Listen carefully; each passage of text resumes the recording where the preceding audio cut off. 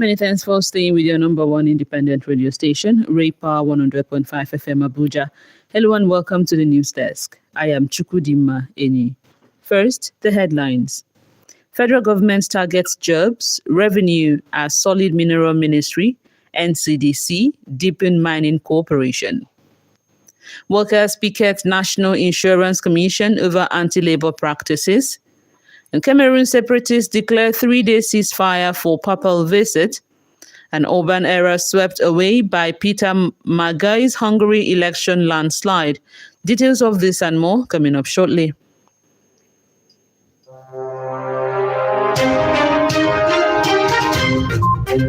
As the news drops, it breaks with us. Join us for news on the hour every hour. News desk at 12 noon, Metro News at 4 p.m. Enjoy infotainment, breaking and sports news at their best 24/7. This is Ray Power FM News. The Nigerian government is intensifying efforts to boost job creation and revenue generation in the solid minerals sector through a new partnership between the Ministry of Solid Minerals Development and the North Central Development Commission, NCDC. The Minister of Solid Minerals Development, Dele Alake, who disclosed this while receiving the management of NCDC in Abuja, explains that the collaboration is aimed at unlocking the vast mining potential of the North Central region with strong focus on mineral processing and value addition.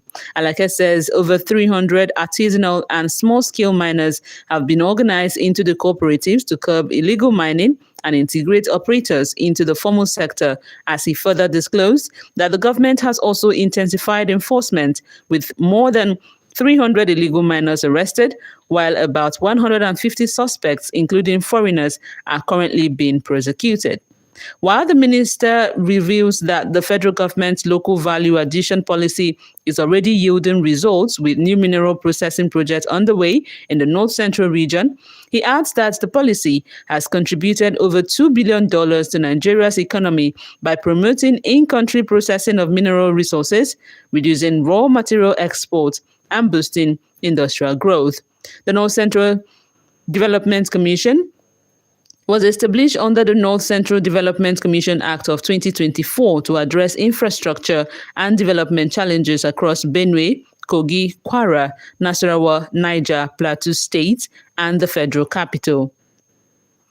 Away from that, the air component of Joint Task Force Operation Hadinkai has neutralized a terrorist logistic hub and enclave in a precision airstrike at Jili in Gubio local government area of Borno State. The force also arrested a suspected terrorist logistic courier identified as Toja Bulu in Ngamudu local village of the state. In a statement signed by the Media Information Officer, Headquarters Joint Task Force, Northeast Operation Hadinkai, Lieutenant Colonel Sani Uba, the suspect reportedly confessed to participating in the April 9 attack that led to the death of Brigadier General Oseni Brahma in the Beni Sheikh area of Borno State. The statement added that the operation, which led to the arrest, also resulted in the neutralization of members of the Islamic State West Africa Province, ISWAP, along with their logistic vehicles. Now, workers under the Association of Senior Civil Servants of Nigeria today picketed the head office of the National Insurance Commission over anti-labor practices. The workers, led by the Secretary General of the Trade Union Congress, Nuhu Toro, and the ASCSN National President, Shehu Mohammed, accused the management of plotting sack of some staff who wrote promotion exams, alleging they failed without displaying their results. After hours of protest, the union leadership entered a closed-door meeting with the NICOM officials, and it was agreed that until the matter is resolved at the instance of the Federal Ministry of Labour and Employment, no further anti-labor action is to be done. The NICOM executive was led by the Director of Finance and Administration. At the moment, workers have dispersed and to resume normal activities by tomorrow, being Tuesday. The Minister of Innovation, Science and Technology, Kingsley Ude, has urged newly admitted students of Cosmopolitan University to harness innovation and technology in shaping a brighter future.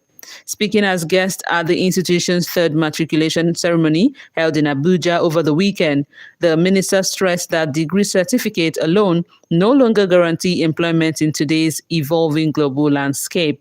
He congratulated the 430 newly admitted students for their choice, describing it as an institution deeply rooted in technology and committed to producing solution-driven graduates capable of addressing societal and global challenges. The minister also commended the institution's rapid growth since its establishment, while urging its management to sustain and expand its achievement. On his part, the Vice-Chancellor of the university, Professor Carl Adams, described the occasion as significant for the new students joining an institution experiencing steady progress across multiple fronts. And now in Kaduna State, the president of the United Church of Christ in Nigeria, HECIN, Reverend Amos Kiri, has expressed concern over rising insecurity and economic hardship in the country. He made the call at the church's 60th convention in Kaduna. Ray Powers Abimaje Moses has the report.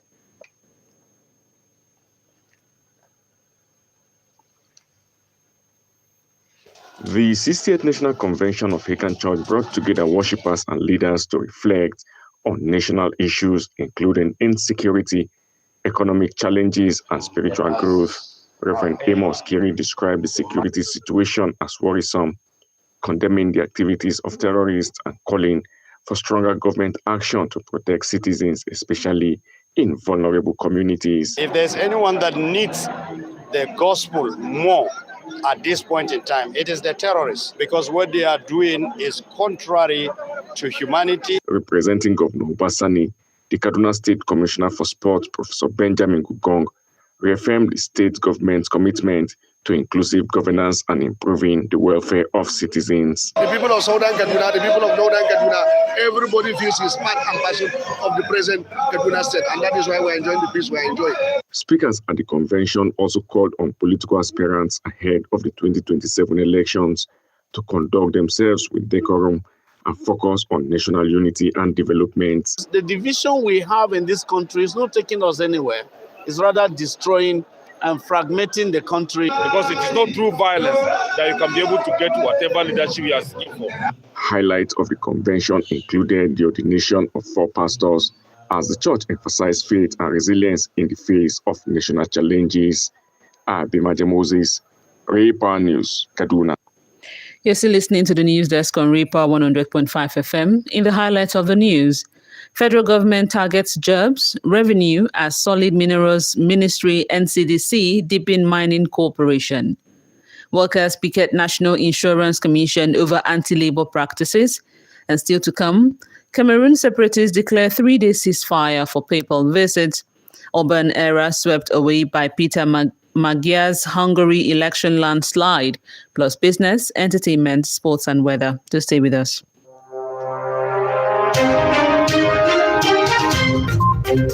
As the news drops, it breaks with us. Join us for news on the hour every hour. News desk at 12 noon. Metro News at 4 p.m. Enjoy infotainment, breaking and sports news at their best 24/7. This is Ray Power FM News. Many thanks for staying with us. And now to the rest of the news. A separatist alliance in Cameroon's English-speaking region said it would observe a 3-day safe travel passage later this week to allow civilians and visitors to move freely during a visit by Pope Leo XVI. The Pope left today for a tour of 4 African countries, Algeria, Cameroon, Angola, and Equatorial Guinea, aiming to urge global leaders to address the continent's challenges. Africa is home to more than a fifth of the world's Catholics. A simmering conflict between the secessionist militias and government troops has killed thousands in the English-speaking west of the Cameroon since 2017. The alliance, which it said brings together the Ambazonia Governing Council, Ambazonian Prisoners of Conscience, and several separatist movements, said the arrangement would run from 15th to 17th April across what it described as Ambazonian territory. The Pope is expected in the Anglophone city of Bamenda on 16th April as part of his whirlwind 10-day tour. And Viktor Orban's 16 years in power is over, and a system condemned as an electoral autocracy lies in tatters. Defeated by a 45-year-old former party insider who convinced a majority of Hungarians to bring it to an end. Preliminary election results, based on more than 98% of counted votes, puts his Caesar party on course for an extraordinary 138 seats, with Orban Fidesz on 55 and the far right, Our Homeland, on 6. The landslide will not only allow Magyars to overturn Orban's increasingly unpopular domestic policies, but reset Hungary's global relationships. Orban has been a close partner of both U.S. President Donald Trump, earning an in-person appearance with U.S. Vice President J.D. Vance in the final week of the campaign, and Russia Vladimir Putin, and he has become a big thorn on the big side of the EU and the Ukraine. And now, a business update from Ray Power 100 FM. Nigerian petroleum prices are projected to rise significantly following the recent U.S. Navy's blockade of the Strait of Hormuz. The U.S. is taking this action to cut off Iranian oil earnings and maritime dominance in reaction to the breakdown of peace negotiations with Iran. Nigerian crude prices went north with other major benchmarks. Brent oil rallied above $103 per barrel as soon as President Trump announced the blockade on the 12th of April. Dangote Refinery is operating below its nameplate capacity of 650,000 barrels per day because of low local supply constraints, though the Nigerian National Petroleum Company Limited, NNPCL, increased its allocation for refinery feedstock. This is entertainment news on Ray Power 100.5 FM. Britney Spears has gone into rehab a month after she was arrested on suspicion of driving under the influence of alcohol and drugs. The singer voluntarily checked herself into a treatment facility, her representative told multiple U.S. media outlets on Sunday. Following her arrest on 4th March, the star's representative called the incident completely inexcusable and said she loved once and will come up with an overdue needed plan to set up for her successful well-being. Her entry into treatment comes 3 weeks after the 44-year-old is due to appear in court in California to face the DUI charge. Ray Power Sport. Now, Ghanaian footballer Dominic Frimpong has died after suspected armed robbers attacked his team, Berekum Chelsea, the Ghana Football Association has said. In a statement today, the GFA expressed its profound shock and deep sorrow and shared its heartfelt condolences to his family, teammates, and all who work for them. According to the Berekum Chelsea, the team was returning from a Ghana Premier League fixture when they came under attack by masked men wielding guns and assault rifles. And still on sport, Maria Louise Etta has made history after being appointed interim head coach of Union Berlin, becoming the first woman to manage a men's team in one of Europe's top 5 football leagues. Her appointment runs until the end of the season, following the dismissal of head coach Stefan, who, after Union Berlin 3-1 defeat to bottom place FC. Union Berlin currently sits 11th in the Bundesliga table, 11 points clear of the relegation zone with 5 matches remaining. However, the club has struggled for form, winning only twice in their last 14 leagues matches in 2026. Ray Power weather. And now sunny conditions are expected across the northern region with chances of isolated thunderstorms over parts of Adamawa and Taraba states. In the central region, cloudy conditions with sunshine intervals are expected, with chances of isolated thunderstorms and moderate rains expected over Nasarawa, Niger, Kogi, Benue, Plateau, Kwara, and the Federal Capital Territory. The southern states will be cloudy with widespread thunderstorms. And you've been listening to the news desk on Ray Power 100.5 FM Abuja. To end the news, here is our last line. According to Jack Ma, Chinese businessman, philanthropist, and co-founder of Alibaba, if you don't give up, you still have a chance. Giving up is the greatest failure. That's the news desk produced by Ehi Ankeli Ocheme. I am Chukudima Enyi. You can always listen to us online on Radio Garden, online Radio Box, tunein.com with the handle Ray Power 100.5 FM Abuja, or you watch us live on YouTube at Ray Power Abuja. Good afternoon, Abuja.